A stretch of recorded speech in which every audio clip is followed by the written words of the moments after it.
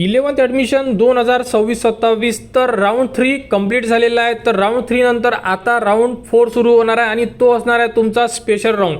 ठीक आहे, तर यामध्ये कोणकोणते विद्यार्थी इलिजिबल असणार आहे, कारण यामध्ये म्हणजे जो आता तुमचा राऊंड 4 असणार आहे टाइम टेबलनुसार, तर राऊंड 4 हा विशेष फेरीमध्ये जातोय। विशेष फेरी म्हणजे स्पेशल राऊंड 1 म्हटलं जाते याला।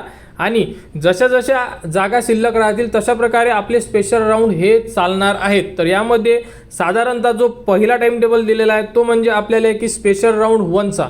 ठीक आहे, आणि स्पेशल राऊंड 1 संपला, ज्याला आपण चौथा राऊंड म्हणू शकतो। हा राऊंड संपल्यानंतर मुलींसाठी एक राऊंड होणार आहे, तो म्हणजे 5वा राऊंड। ठीक आहे, त्यामुळे तुमचा जर नंबर तिसऱ्या राऊंडमध्ये लागला तर खूप आनंदाची बातमी आहे। जर तुमचा नंबर तिसऱ्या लिस्टमध्ये लागला नाही तर तुम्हाला चौथ्या नंबरचा राऊंड, ज्याला स्पेशल राऊंड म्हणतो, त्यामध्ये तुम्हाला भाग घ्यावा लागेल। आणि त्या राऊंडमध्ये तुम्हाला कास्टचं रिझर्वेशन मिळणार नाही आहे। मी मागे सुद्धा एका व्हिडिओमध्ये सांगितलेलं आहे। त्यामध्ये फक्त आणि फक्त तुमचे जे पर्सेंटेज आहे त्या पर्सेंटेजच्या भरोशावर तुम्हाला कॉलेज मिळणार आहे। ठीक आहे, कारण की तो जो राऊंड असतो मग त्याला आपण विशेष फेरी म्हणतो, स्पेशल राऊंड। तर स्पेशल राऊंड आपला कधी सुरू होणार, आणि विद्यार्थी विचारत आहे जसं की कॅप राऊंड 3चा जो रिझल्ट आहे, हा कॅप राऊंड 3चा रिझल्ट उद्याला उपलब्ध केला जाणार आहे मॉर्निंगला। ठीक आहे, कारण की 23 तारखेला टाइम टेबलनुसार सांगितलेलं आहे की 23 तारखेला सकाळी 10 वाजता विद्यार्थ्यांना कॉलेज मिळेल। 25 तारखेपर्यंत विद्यार्थी प्रवेश घेऊ शकतात। त्यानंतर 26 तारीख बघा, 26 तारखेला आपल्याला संपूर्ण माहिती उपलब्ध करून देण्यात येणार आहे। आणि चौथ्या राऊंडचे वेळापत्रक कसे म्हणतो आपण, संपूर्ण डिटेल्समध्ये पाहिजे आहे की राऊंड कधी सुरू होणार, कधी संपणार, कॉलेज कधी मिळणार आणि कॉलेजला ॲडमिशन कधी घ्यायची, या संदर्भात जी डिटेल्स असते जशी या टाइम टेबलमध्ये दिलेली आहे, असाच आपल्याला चौथ्या राऊंडसाठी एक टाइम टेबल उपलब्ध करून देण्यात येणार आहे।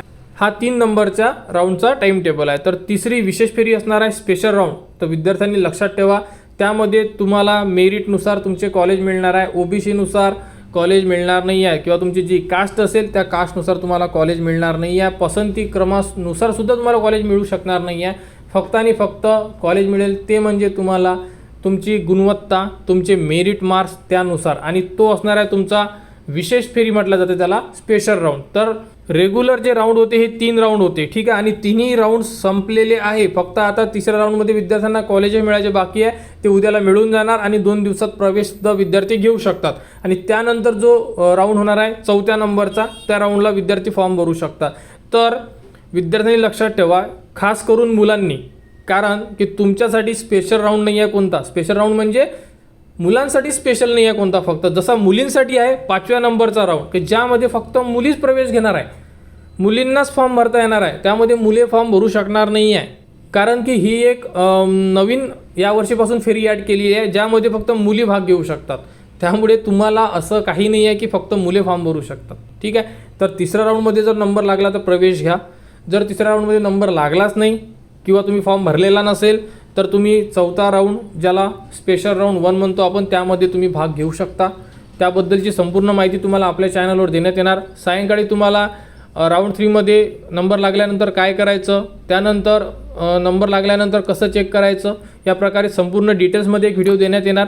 त्याप्रकारे तुम्ही तुमचा प्रवेश निश्चित करू शकता। तर 11th ॲडमिशन 2026-27 बद्दल जी पुढील अपडेट येईल ती तुम्हाला आपल्या चॅनलवर देण्यात येणार। त्यासाठी आपल्या चॅनलच्या कनेक्टमध्ये राहा, चॅनलला सबस्क्राईब करा व हा व्हिडिओ इतरांपर्यंत शेअर करा।